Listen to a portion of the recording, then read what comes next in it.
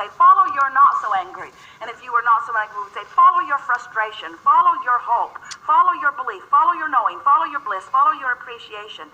Don't try to make the gap all, don't try to close it all at once. Just let your mantra be, today I'm going to reach for the best feeling thought I can find on any subject that appears to me to be even the slightest bit troubling.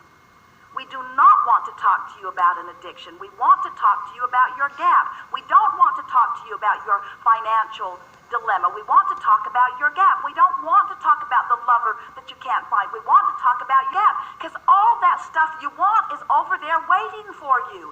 You just got to close the gap, you see. I am trying. I am. Well, we thought yelling at you would help. Oh.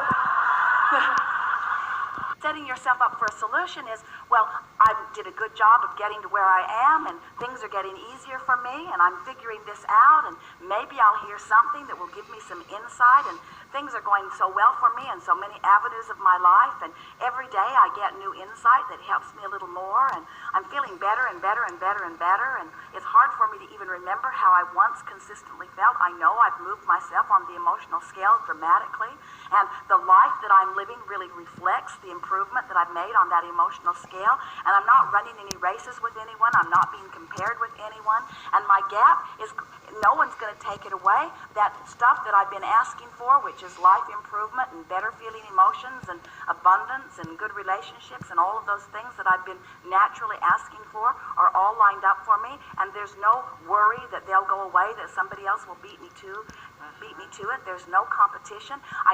My source, who is aware of me infinitely and accurately and descriptively and constantly, is not unhappy with me or the least bit concerned that I'm not moving fast enough. There's no one from the source energy end of this that feels disapproval in me or disappointment in me or doesn't understand me.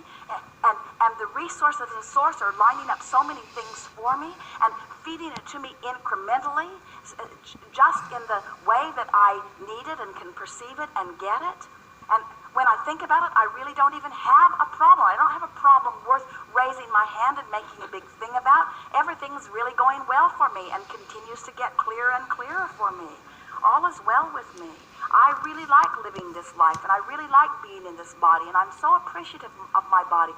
I love knowing that it's a chemical factory. I love knowing that it knows what to do. I've loved getting to know it over the years. I love the way it treats me. I love being in this body. I so appreciate the flexibility of it and the clarity of it and the continuity of it.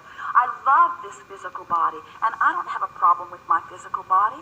My body and I are very good friends, and my source energy and I are very good friends. I am a physically focused being. I'm source energy in a physical body. Everything about what I'm about is going very well. I love knowing that I'm always going to be progressing. I can nitpick over some question because I'm wanting to fine-tune it more. I know that it's the nature of my being. I will never stop looking for something that I can turn my attention to. And it's logical that it would be my physical body because I take it nearly everywhere I go. I'm aware of my body. I perceive life through my body. I want to feel good in my body. I love this body. I'm so proud of this body. I love the intelligence of this body. I'm loving getting to know this body. I know that Source knows this body. I know that when I slumber, this body is realigned. I can feel the frequency of my body. I can feel that I am an energy body. I like knowing that I'm a physical body, but I like knowing even more that I'm a vibrational body. I like knowing that I'm an energy body. I like knowing that Source is energy. I like knowing that I'm an extension of that. I like knowing when there's a little friction. I like knowing when there's a little contradiction. I like knowing when there's alignment. I love the feeling of alignment. I love the awareness when it's not so much in alignment. I love the feeling of awareness when it's not so much in alignment. I love the feeling of awareness when it's not so much in alignment. I don't care. It doesn't matter how far out of alignment I get because there's no threat, because I know what to do about coming back into alignment. I'm this fluid, flexible being. I don't have to feel protective about the thoughts that I think. I don't have anything in the world to worry about. I know too much to ever worry again.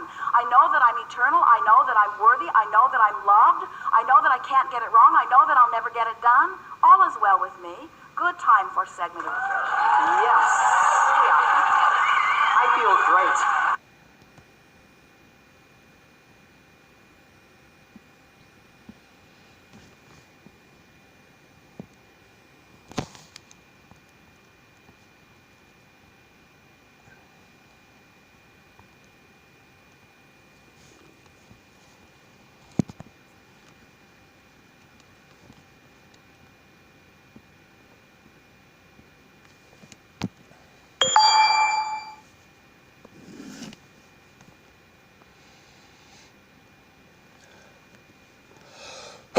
This question is regarding the subject of addictions, and I've listened to the CD that is specifically on that topic, but there's one question that I've come away with.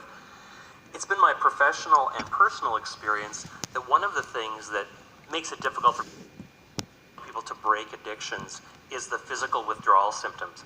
On your CD about that topic, I've heard them say if you can just get through that, then it will be easier than anything. It's really about that. But I'm wondering, how can one bypass or remove that piece of it to be free of addictions without experiencing the physical discomfort of the withdrawal process? Well, there are two perspectives that it would be helpful for you to approach this subject from.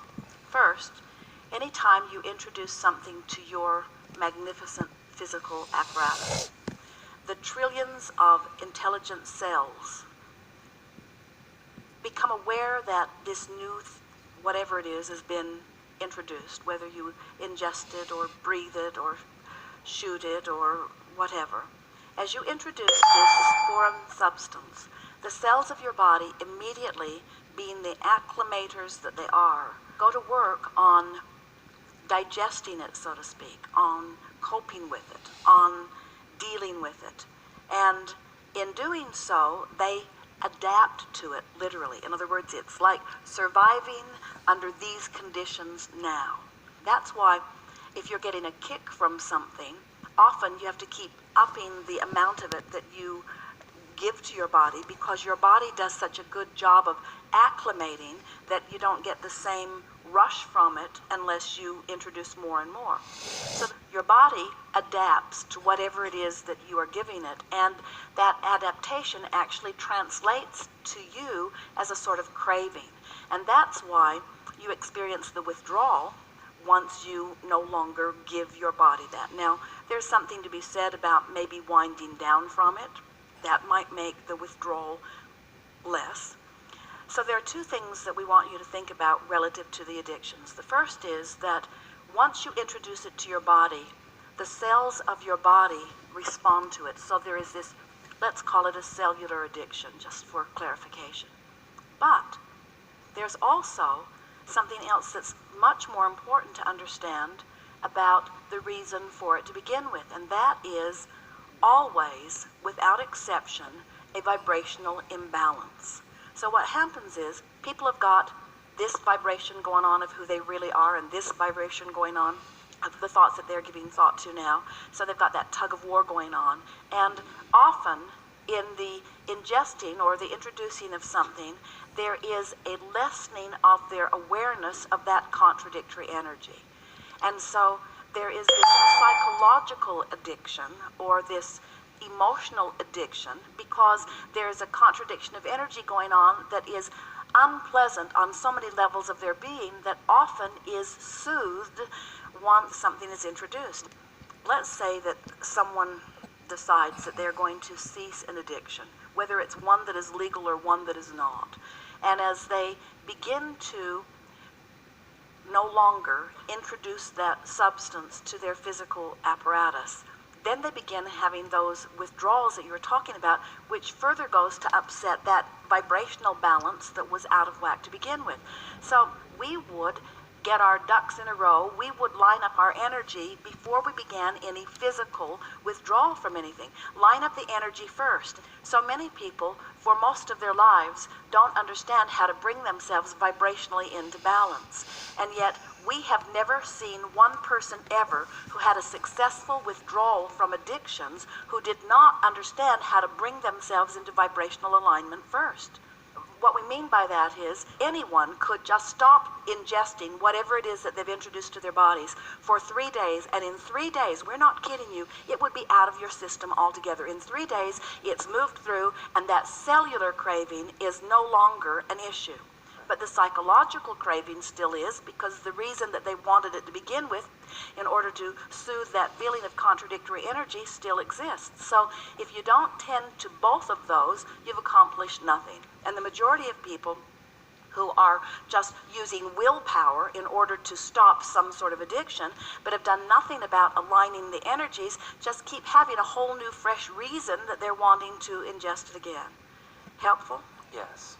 So if we were standing in your physical shoes, we would first bring ourselves into vibrational alignment, and that's not a fast thing to do. And we're going to be bold here. We would say we would not make any effort to withdraw from the substance experience. We would put all of our attention toward lining up energy, because once you're addicted to something, it will be easier for you to line up your energy during the addiction than when you're trying to stop the addiction.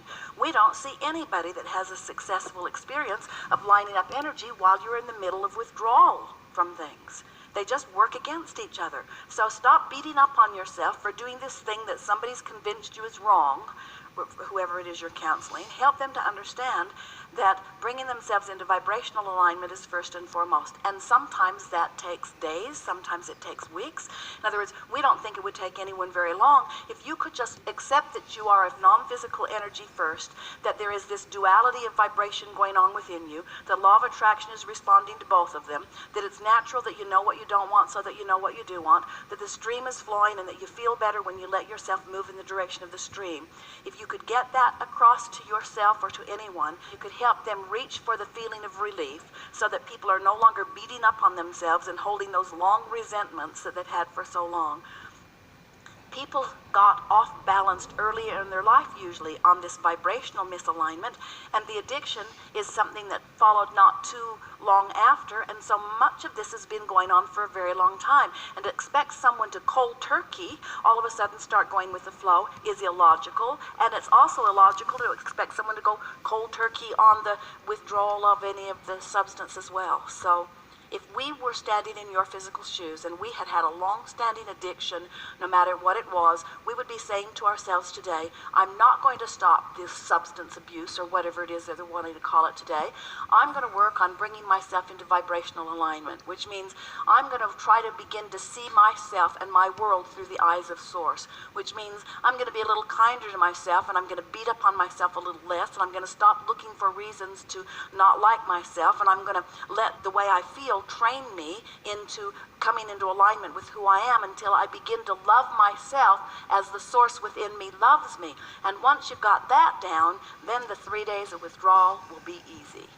Until then, don't even bother. Thank you. Excuse me. Let me interrupt for just a second. I stopped smoking about 40 years ago, and I always said it was the hardest thing I ever did. When my dad was dying, he asked me, he said, would you do me one favor, Jerry? And I said, yeah. Why? He said, stop smoking. I said, oh, that's easy. I've done that 1,000 times. And, but anyway, when I finally decided to do it, I made a list of all the things that would be different in my life, all the things that would be improved in my life once I stopped smoking. And I had a list of about 60 items. Even those days I was traveling constantly. And I kept it over the visor of my car. And for a whole month, all I did was I just bring that and read that list over and read that list, even before I made a decision to go into what I was going to do to finally stop the physical smoking. Is that a form of alignment? And can you give us some idea of a form of alignment? Well, it's interesting because if you